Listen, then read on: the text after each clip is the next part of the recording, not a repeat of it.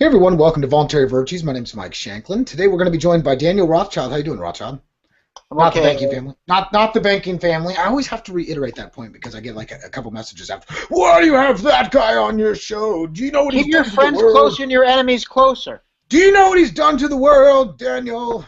Different Rothschild, guys. Okay, so anyway, this If one's I was actually related to like, the banking family, I'd get laid a lot more. yeah, I guess you might actually. I don't know. I wouldn't want to sleep with Related. you. I'd rather sleep with you now than one of them. Anyway, Thank so you, Michael. yeah, I guess whatever that's worth. So it's kind of like, well, do I want to be injected with lethal injection or do I want the electric chair? Sorry, Rothschild, that's what I equate you to sexually. So anyway, all right, let's Shave the move. beard and we'll talk. Yeah, Yeah. okay. So let's get to actually what we want to talk about today. We have some really good topics that we think are going to be. I think we don't see enough people expounding on these. I guess libertarians do on some form or another, but I wanted to devote a video just towards these topics, and I'm glad Rothschild brought them up. So one of them is, what is violence? I think we should start with that because some people will say, and I know where you're going with this, Rothschild, when you brought this up, we haven't really talked about any of this in the background until we got on the camera together, but I have a feeling it's because some people say they're against violence, whereas you and I are not necessarily against violence. Not like we're saying go out there and hurt other people right now and infringe on others, but there's obviously a difference between self-defense and violence that's aggressive, right? So I want you to go ahead with that, and we can quickly move on with this. It's not where I was going with it, but Oh, wow, okay, go ahead. I don't know where you're going with it. okay. Well, I was going with it when you hear people like anarcho-socialists talk, and I think it's very important to talk about what is aggression. What is aggression or what is violence, whatever. And one, I would say that violence is active, that there's no such thing as passive violence. Violence involves doing something to someone.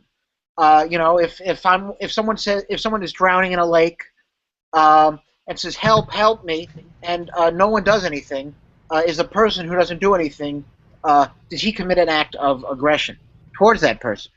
And I would say it depends. If he threw him in the river, then he committed an act of aggression. He has a legal as well as a moral obligation to save him because the guy's only in the river due to his own actions. But if someone else pushed him, if he thought he could swim and he finds that he's mistaken, if he fell, if a gust of wind threw him in the river, and you don't save him, we could say, okay, maybe you're a selfish dick, but you haven't committed an act of violence, right? Refusing to do something.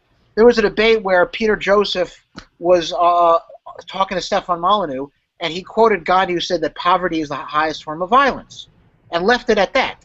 And I was thinking, well, what does that mean? Just poverty in itself?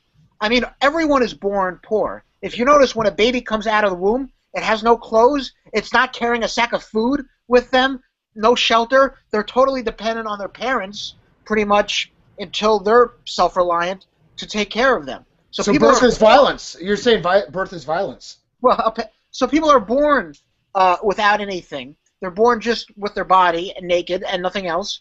And so the question isn't how are people poor. The question is how do people become rich. We know how people are poor at birth. But saying that poverty is an act of violence, well, that depends. If you're poor, there's a difference between being poor because someone is stealing your food and therefore you need food, or you simply haven't been able to get food and a person is refusing to give you his. And I think the fact that you have socialists not making this important distinction is very telling because, of course, if they actually talk about what violence is, that, of course, undermines their whole philosophy, right?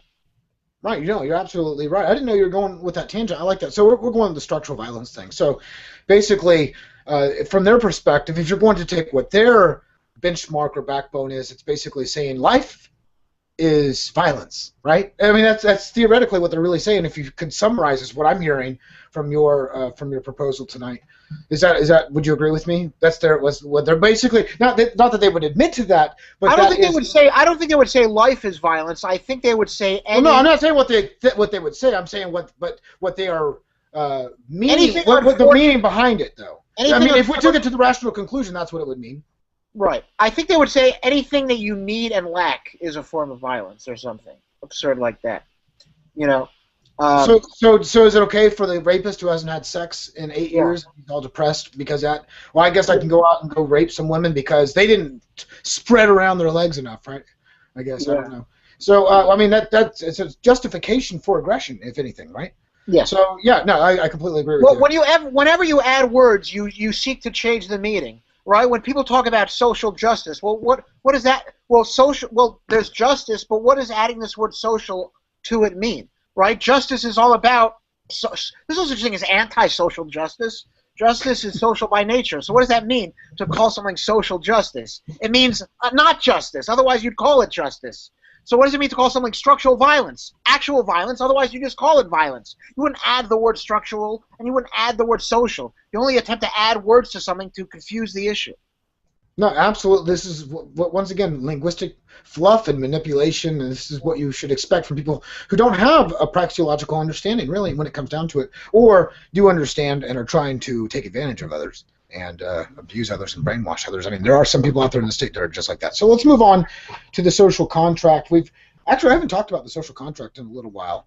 I posted videos on statism, slavery about it, and a couple of things, but I actually haven't talked about it. So just to kind of review for those who might be new to this whole message, social contract theory basically states that because you came out of somebody around somebody else or within proximity of somebody else, that all of a sudden you have to do whatever those people in that area basically say, whether it's a criminal action or not. And that's basically the end story of it, is that your individual self-worth is absolutely belittled to the point where you are just another serf of the collective. I want to hear what were you thinking of when you were talking about social contracts? Well, I mean, anytime someone objects to something, the response is, well, it's part of the social contract, which I find interesting.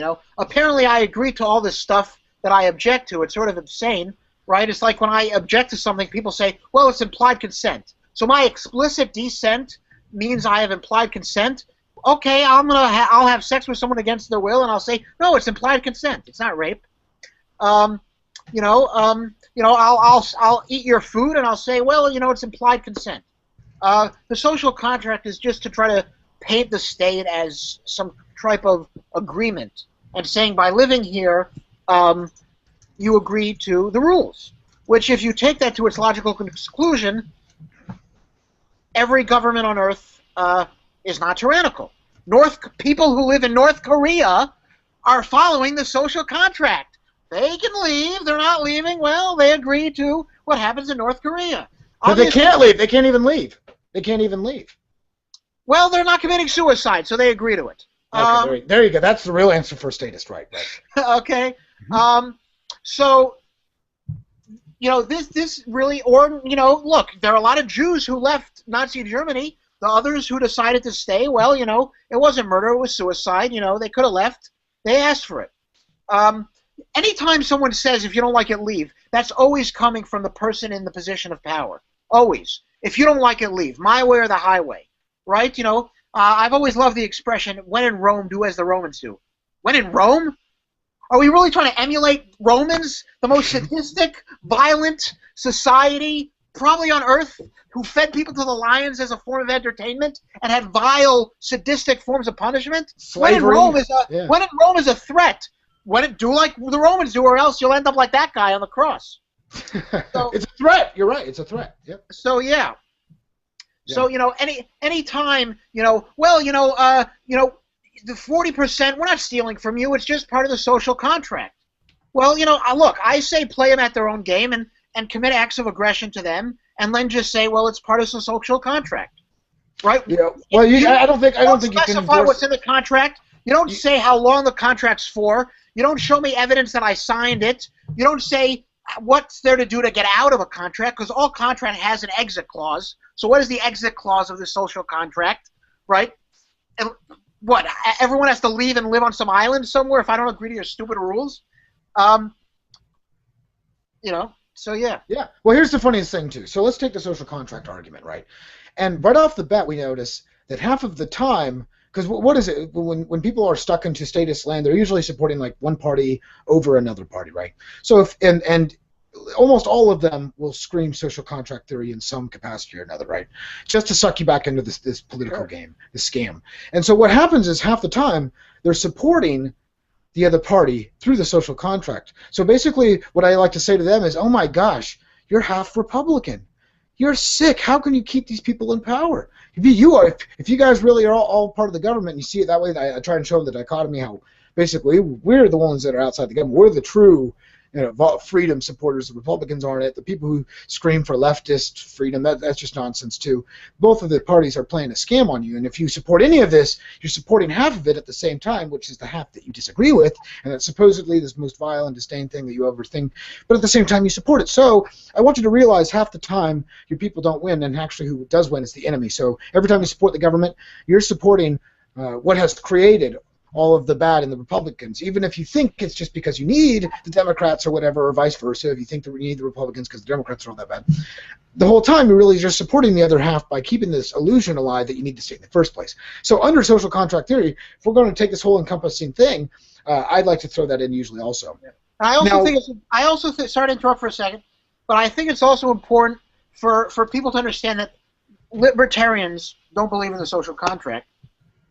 And if someone says, well, under a libertarian society, people still wouldn't be allowed to murder, rape, steal, commit fraud, and other acts of chop off people's body, other acts of violence.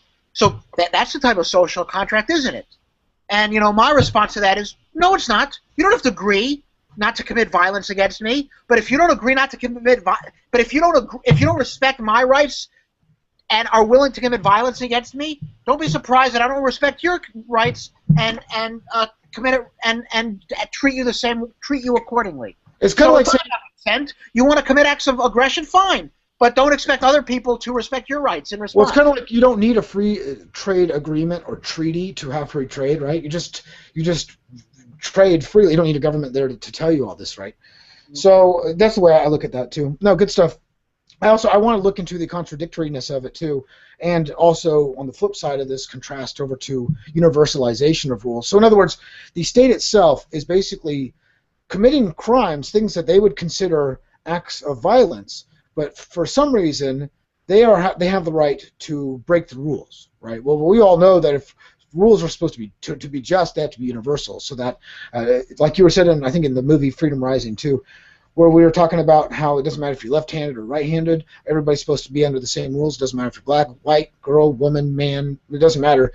We're all supposed to be universal under the rules. No, like you said, no murder, no theft, all that stuff. That's pretty basic. Yeah. But the thing is, the state goes against, it's a contradictory position, it goes against the universalization rules. So we all know that to have good law or good rule, whatever you want to call it, it would actually take universalization, but it's impossible through the state, and this is why the social contract is really bunk. And I think Stefan Molyneux did a 5-minute video on this, where he basically showed how the social contract, because we are not allowed to impose a social contract on the state, only the state can impose a social contract on us. It's not a universal principle, and therefore, just on that one basis alone, should be discarded. Yeah. Yeah, it's like that scene, I don't know if you've ever seen the movie L.I.E. I haven't seen that. Well, there's a scene in the movie L.I.E. where a father goes to his son and says, "How was school today?" And his son goes, "Shit." And his father goes, "Watch your fucking mouth. Now, how was school today?" And to me, that is the relationship with the state. Yeah. The state, curses, and when you say "damn," where do you learn this language from? Well, it couldn't possibly be from you, right? Yeah. Hey, real quick, while I'm here, anybody who go ahead and leave a message. I'm gonna give a couple of these away for people who are just checking us out. So if you like this bumper sticker, leave a comment below, and I will message you if you're the winner. So there you go. Merry Christmas, everybody. Thanks for checking us out. All right, let's move on to the next thing. And good point too. I want to move on to why you think libertarians can be their own worst enemy. I have a couple of thoughts. I mean, I guess we can all trip ourselves up from time to time, but I'm curious to why you wanted to bring this topic up. Go ahead. I think in order to increase the message of freedom, I think there are a few things that we have to do. One is we have to be humble. And one of the things that I've noticed that a lot of libertarians do is have this attitude of statists are a bunch of idiots and brainwashed sheep, and I'm smart, I see through the bullshit, but everyone else in society is a moron. And this type of elitism, one, I think is inaccurate. I think and two, I think will get us nowhere. There are different types of statists. I've heard certain statists who can defend their view very, very well, who think on their own and simply reach different conclusions that we reach. That doesn't mean they're brainwashed sheep. It means that they have different values. So I think it's very important to, you have to show some respect to people. And I think when you say, oh, disagree with me like, Stefan Molyneux, and I'm going to excommunicate you, or, you're an idiot and you're a brainwashed sheep, I think this just makes us come across as very narcissistic, arrogant assholes. Interesting. I would let me respond to that real quick and we can move on. I would say that the elitism, this is just between you and I, obviously we're not going to have too many freedom people checking out this one video, right? I think it's going to be more of the advanced people, so they're mostly going to be freedom people, so I have no problem really saying this. I think that the elitism, if you're going to view it that way, is a subjective term, and you could just turn around and say, they're well researched and that they are confident. So I think we have to be careful on those terms. I think that we are more well-versed on world history, on economics, on a lot of other things than other people are. And that's just my 2 cents. I do feel that way in my heart. Now, will it get us anywhere with those feelings? No. So I do agree with you on that. I would say that we are, at least the anarcho-capitalists or voluntarists I've been around have done a lot more research on the political sector. So I know politicians that run for office at the top of this political food chain that don't know squat. I mean, it's like, did they just pop out of the newrepublic.com yesterday or something like that? They're just all Republican now. But no, but I agree with you that it's not really going to get us anywhere in the capacity and the fact that the more that you come across that way, it's going to harm the reception abilities of those who are listening to the message. So obviously it does push people away. But at the same time, I think it's important to continue to be confident and to show, hey, come on, this is just absolutely silly. I'm not saying you shouldn't be confident, but I don't think a little humility has hurt anyone, and so I think we need to be humble. I think, my father's a statist, and he reads like a book a week. He's very well read. He reads a lot on politics. So I wouldn't call him ignorant, and I wouldn't call a lot of other people ignorant.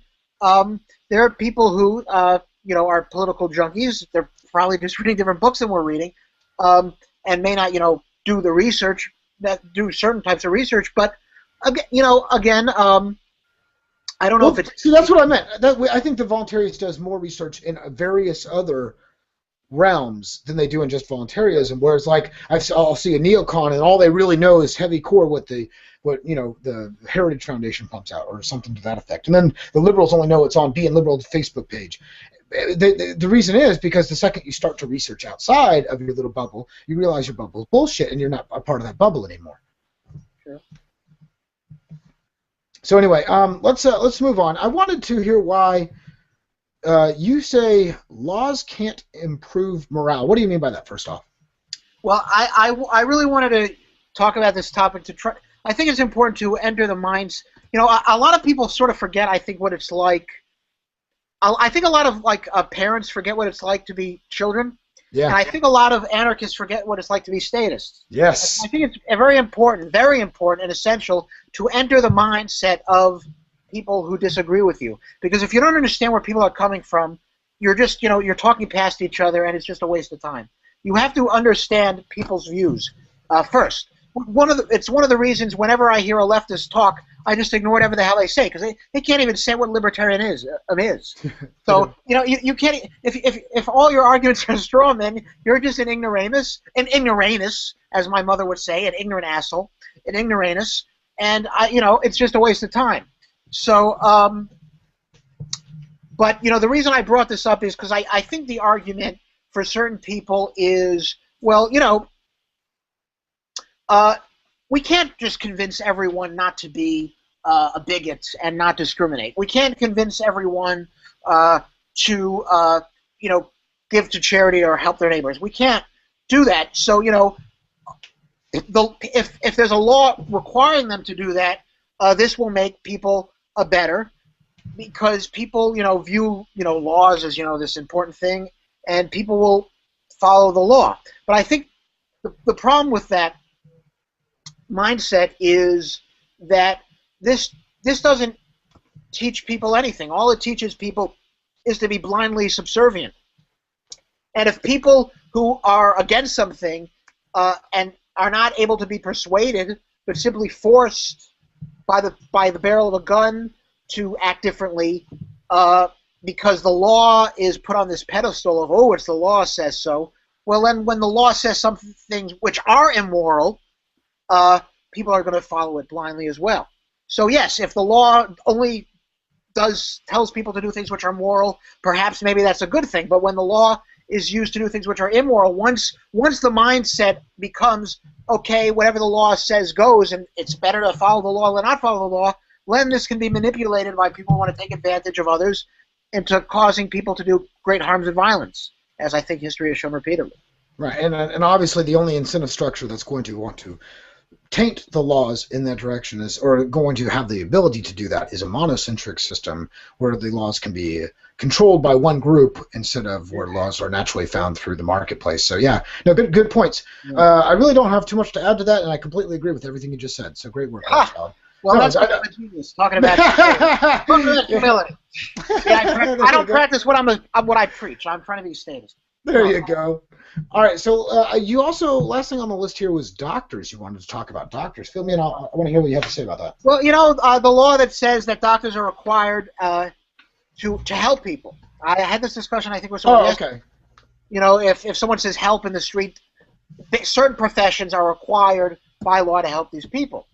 And in some states, like the one in Seinfeld, at the very end of Seinfeld, where all the people went to jail because they didn't help the fat guy who was getting robbed. You don't even have to be a doctor. You can just be a regular citizen. But go ahead, sorry to interrupt. Right, sure. And a lot of times these laws are crazy because even if doctors are required to help, if they don't do something to this patient's liking, they can even be sued because they don't help rightly. Like there was this doctor that was sued because the only way he could save this woman was by giving her like I think a kidney made from a pig, and she didn't like that.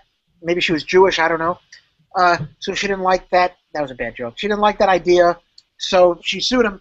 But, I mean, the reason I'm against this, well, I mean, one, it's immoral. I mean, no one should be forced to help anyone. I think morally you should, but, you know, from a legal perspective, you know, freedom means the right to be a dick. You know, so, you know, I don't support Good Samaritan laws. No one should be required by law to help anyone else. I also think, you know, if there are certain professions that require people to be on call 24 hours a day, that might cause incentives to reduce the number of people who want to take those jobs, which is something to think about. You know, there may be a lot of people who want to be doctors, but they don't want, you know, they don't want the pressure of walking down the street and, you know, having to take the chance of being sued if they don't help the guy correctly. So, and it could increase costs down the road too, as there's less supply. You know, obviously supply and demand. As we know, what happens when you decrease the amount of supply, the demand stays the same. Well, obviously the price goes up, right? So that's the, you know, this is obviously an economical position. I was just having to share something from the economic subjectivity perspective. But yeah, I agree with you.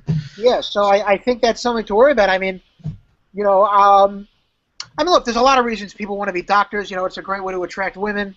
You get to park wherever you want. You get a fancy title. Get a nice paycheck. Good money, too, usually. Yeah, nice paycheck. Yeah. You know, I wouldn't want a job where if I make a mistake, someone dies. That's just me. You know, maybe if I'm operating on a politician, but, you know, otherwise, you know, I wouldn't want that job. But no, then you'd get blamed for it. I don't know. I wouldn't want to be in that position with the state. That's true, yeah.